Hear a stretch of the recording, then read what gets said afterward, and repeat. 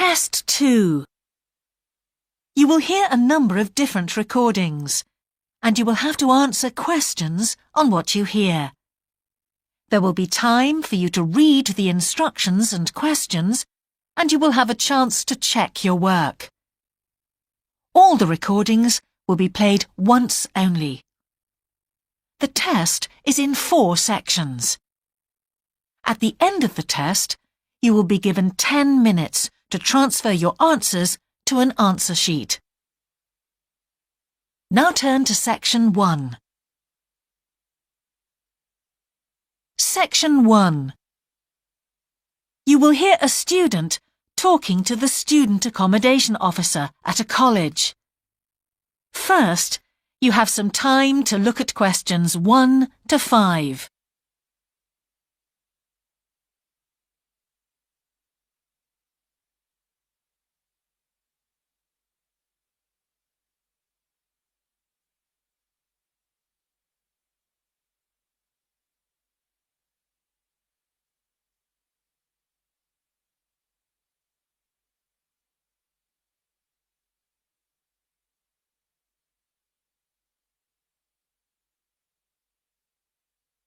You will see that there is an example that has been done for you.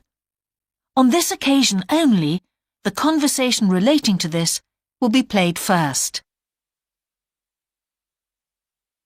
Good morning. Can I help you? Yes, I've just been accepted on a course at the university, and I'd like to try and arrange accommodation in a hall of residence. Yes, certainly. Please sit down. What I'll do is fill in a form with you to find out a little more about your preferences and so forth. Thank you.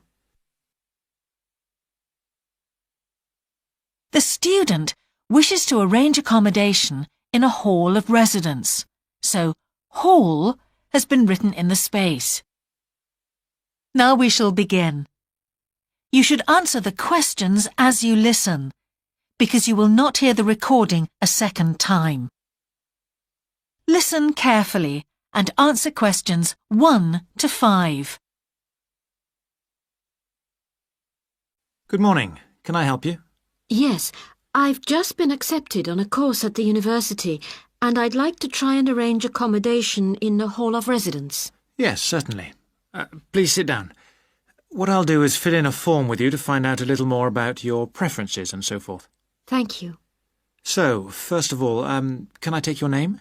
It's Anu Bhatt. Could you spell your name, please? Yes, ANUBHATT. Thanks. And could I ask your date of birth? The 31st of March, 1972. Thank you. And where are you from? India. Oh, right. And, what will you be studying? I'm doing a course in nursing. Right, thank you. And how long would you want to stay in hall, do you think? Well, it'll take 3 years, but I'd only like to stay in hall for 2. I'd like to think about living outside for the 3rd year. Fine. And what did you have in mind for catering? Do you want to cook for yourself or have all your meals provided? That's full board. Is there something in between? Yes, you can just have evening meal provided, which is half board. That's what I'd prefer. Yes, a lot of students opt for that. Now, with that in mind, do you have any special diet, anything we should know about? Yes, I don't take red meat. No red meat. Before you hear the rest of the conversation, you have some time to look at questions 6 to 10.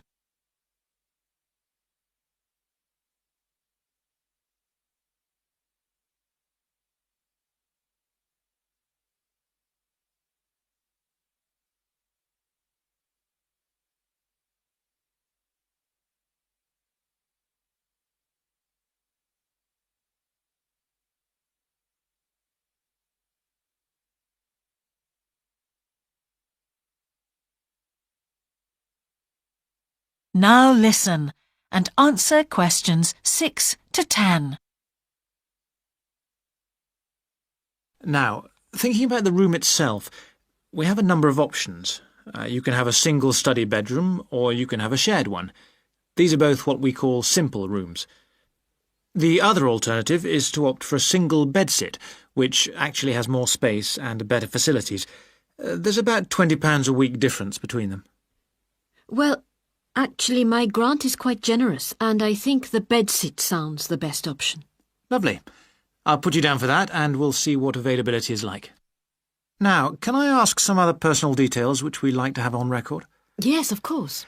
I wonder if you could let us know what your interests are. This might help us get a closer match for placing you in a particular hall. Well, I love the theatre. Right. And I enjoy sports, particularly badminton. Ah, that's worth knowing. Now, what we finish with on the form is really a list from you of what your priorities are in choosing a hall, and we'll do our best to take these into account. Well, the first thing is I'd prefer a hall where there are other mature students, if possible. Yes, we do have halls which tend to cater for slightly older students. And I'd prefer to be out of town. That's actually very good for you because we tend to have more vacancies in out-of-town halls. Lucky. Yes. Anything else? Well, I would like somewhere with a shared area, a TV room, for example, or something like that. It's a good way to socialise. It certainly is. That's it. Now, we just need a contact telephone number for you. Oh, sure, I'll just find it. It's 667549. Great. So we'll be in contact with you as soon as possible.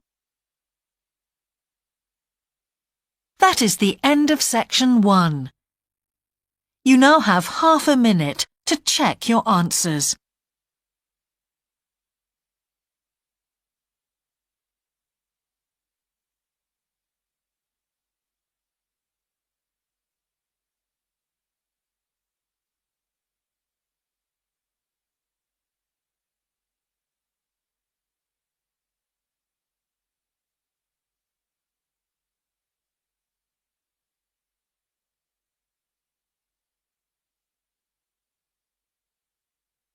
Now turn to section 2.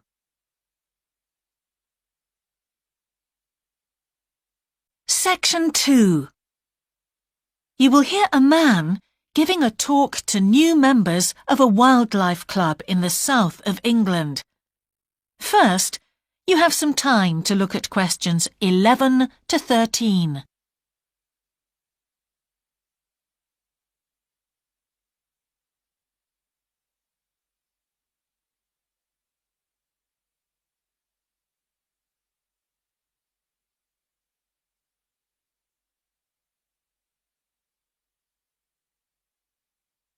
Now listen carefully and answer questions 11 to 13. Hello, I'm delighted to welcome you to our Wildlife Club and very pleased that you're interested in the countryside and the plants and creatures of this area. I think you'll be surprised at the variety we have here, even though we're not far from London. I'll start by telling you about some of the parks and open spaces nearby. One very pleasant place is Halland Common. This has been public land for hundreds of years, and what you'll find interesting is that the River Ouse, which flows into the sea 80 kilometres away, has its source in the common. There's an information board about the plants and animals you can see here, and, by the way, the common is accessible 24 hours a day. Then there's Holt Island, which is noted for its great range of trees. In the past, willows were grown here commercially for basket making, and this ancient craft has recently been reintroduced. The island is only open to the public from Friday to Sunday because it's quite small, and if there were people around every day, much of the wildlife would keep away. From there, it's just a short walk across the bridge to Longfield Country Park. Longfield has a modern replica of a farm from over 2,000 years ago. Children's activities are often arranged there, like bread making and face painting. The park is only open during daylight hours, so bear that in mind if you decide to go there. Before you hear the rest of the talk, you have some time to look at questions 14 to 20.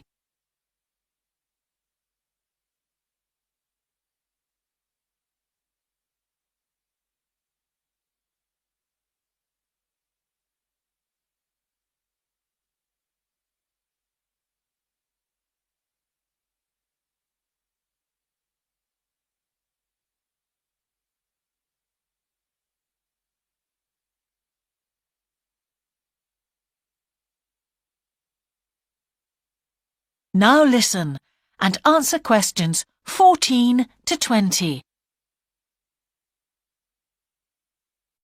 Longfield Park has a programme of activities throughout the year, and to give you a sample, this is what's happening in the next few days. On Monday, you can learn about herbs and how they've been used over the centuries. You'll start with a tour of our herb garden, practice the technique of using them as colour dyes for cloth, and listen to an illustrated talk about their use in cooking and medicine. Then on Wednesday, you can join local experts to discover the variety of insects and birds that appear in the evening. We keep to a small number of people in the group, so if you want to go, you'll need to phone the park ranger a few days ahead. There's a small charge which you should pay when you turn up. I'm sure you're all keen to help with the practical task of looking after the park, so on Saturday you can join a working party. You'll have a choice of all sorts of activities, from planting hedges to picking up litter, so you'll be able to change from one to another when you feel like it. The rangers will be hard at work all day, but do come and join in, even for just a short while. One thing, though, is to make sure you're wearing something that you don't mind getting dirty or torn. And finally, I'd like to tell you about our new wildlife area, Hinchingbrook Park, which will be opened to the public next month.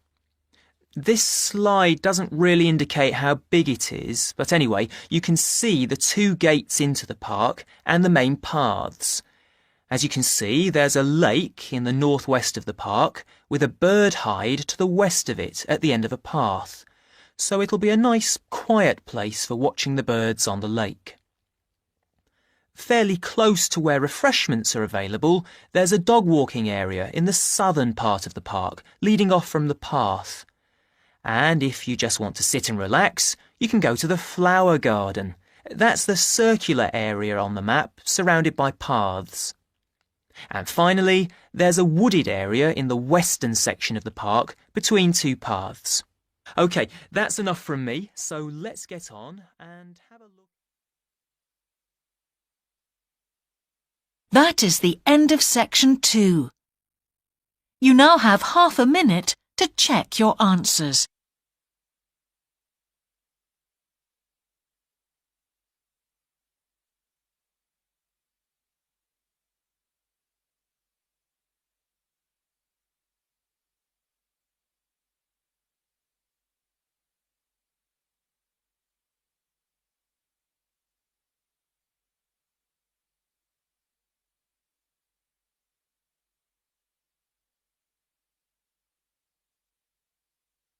Now turn to section 3.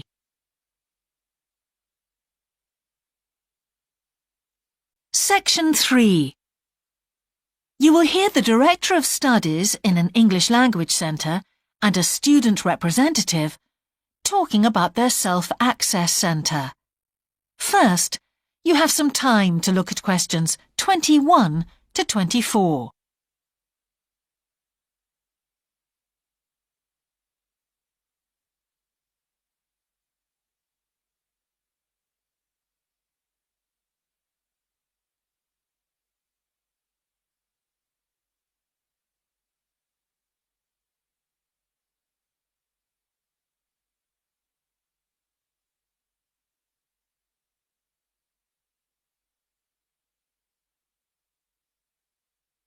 Now listen carefully and answer questions 21 to 24. Hi, Yun. As you know, I've asked you here today to discuss the future of our Self-Access Centre. We have to decide what we want to do about this very important resource for our English language students. So, can you tell me what the students think about this? Well, from the students' point of view, we would like to keep it. The majority of students say that they enjoy using it because it provides a variation on the classroom routine, and they see it as a pretty major component of their course. But we would like to see some improvements to the equipment, particularly the computers. There aren't enough for one each at the moment, and we always have to share. Well, yes, the teachers agree that it is a very valuable resource, but one thing we have noticed is that a lot of the students are using it to check their personal emails. We don't want to stop you students using it, but we think the computers should be used as a learning resource, not for emails. Some of us also think that we could benefit a lot more by relocating the Self-Access Centre to the main university library building. How do you think the students would feel about that, Ewan? Well, the library is big enough to incorporate the Self-Access Centre, but it wouldn't be like a class activity anymore. Our main worry would be not being able to go to a teacher for advice. I'm sure there would be plenty of things to do, but we really need teachers to help us choose the best activities. Well, there would still be a teacher present and he or she would guide the activities of the students. We wouldn't just leave them to get on with it. Yes, but I think the students would be much happier keeping the existing setup. They really like going to the Self-Access Centre with their teacher and staying together as a group to do activities. If we could just improve the resources and facilities, I think it would be fine. Is the cost going to be a problem? It's not so much the expense that I'm worried about, and we've certainly got room to do it, but it's the problem of timetabling a teacher to be in there outside class hours. If we're going to spend a lot of money on equipment and resources, we really need to make sure that everything is looked after properly. Anyway, let's make some notes to see just what needs doing to improve the centre. Before you hear the rest of the conversation, you have some time to look at questions 25 to 30.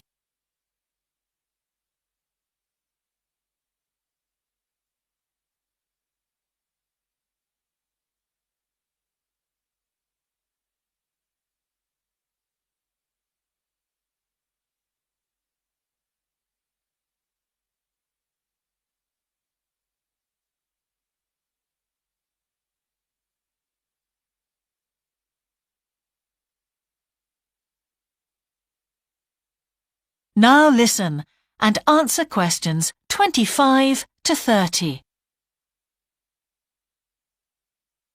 Now, what about the computers? I think it might be a good idea to install some new models.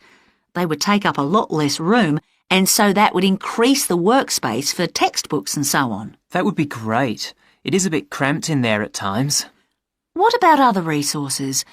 Do you have a list of things that the students would like to see improved? Yes, one of the comments that students frequently make is that they find it difficult to find materials that are appropriate for their level, especially reading resources. So I think we need to label them more clearly. Well, that's easy enough. We can get that organised very quickly.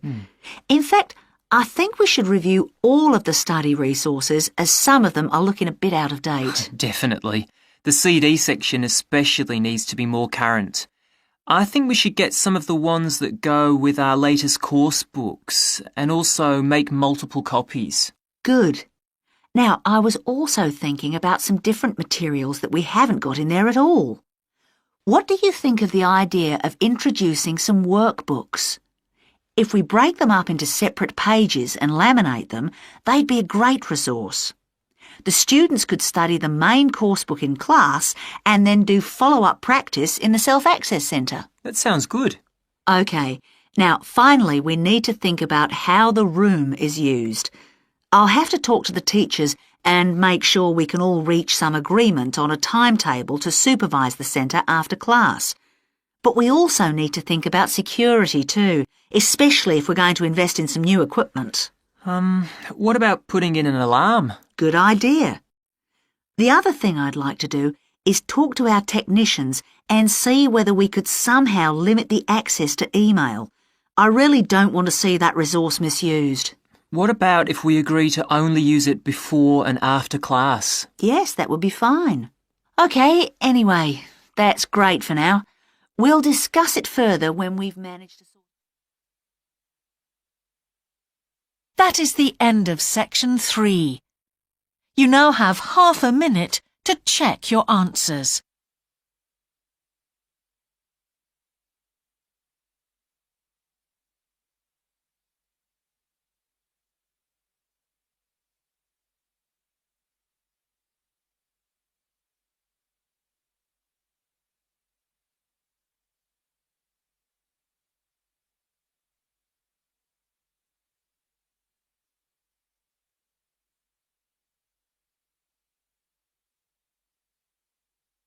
Now turn to section 4.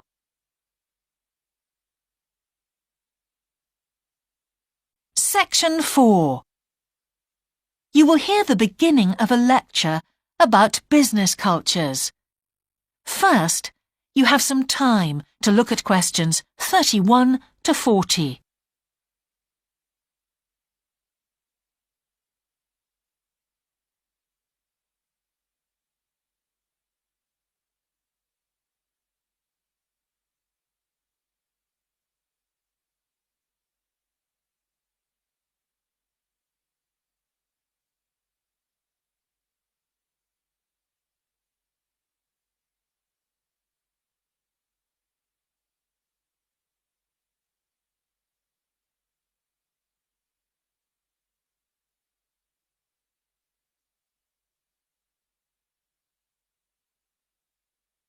Now listen carefully and answer questions 31 to 40.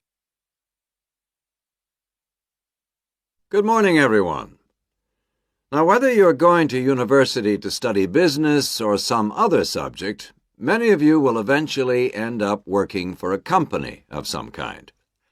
Now, when you first start working somewhere, you will realize that the organization you've joined has certain characteristics. And we often refer to these social characteristics as the culture of the organization. This includes its unwritten ideas, beliefs, values, and things like that. One well-known writer has classified company cultures by identifying 4 major types. The first type is called the power culture, and it's usually found in small organizations.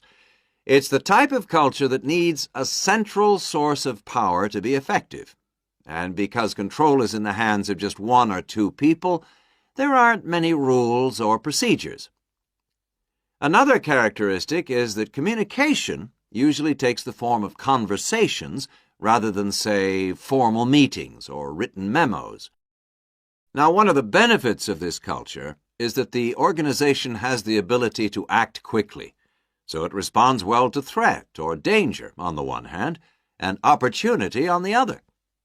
But on the negative side, this type of organization doesn't always act effectively, because it depends too much on 1 or 2 people at the top, and when these people make poor decisions, there's no one else who can influence them. And the kind of person who does well in this type of business culture is one who is happy to take risks, and for whom job security is a low priority. The next type is known as role culture. That's R-O-L-E, not R-O-L-L, by the way. And this type is usually found in large companies, which have lots of different levels in them. These organizations usually have separate departments that specialize in things like finance or sales or maintenance or whatever. Each one is coordinated at the top by a small group of senior managers, and typically everyone's job is controlled by sets of rules and procedures. For example, there are specific job descriptions, rules for discipline, and so on. What are the benefits of this kind of culture? Well, firstly, because it's found in large organizations, its fixed costs, or overheads as they're known, are low in relation to its output or what it produces. In other words, it can achieve economies of scale. And secondly, it is particularly successful in business markets where technical expertise is important. On the other hand, this culture is often very slow to recognize the need for change, and even slower to react. What kind of person does this type of culture suit? Well, it suits employees who value security and who don't particularly want to have responsibility.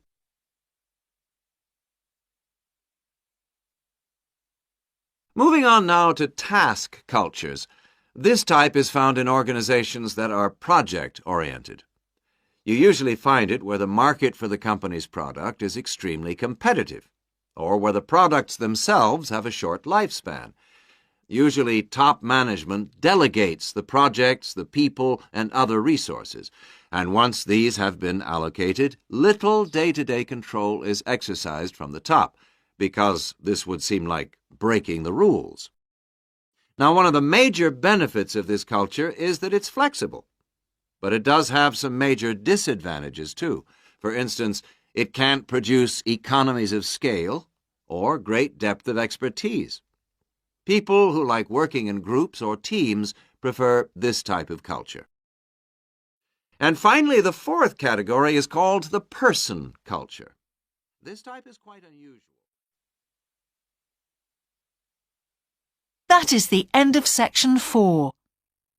You now have half a minute to check your answers.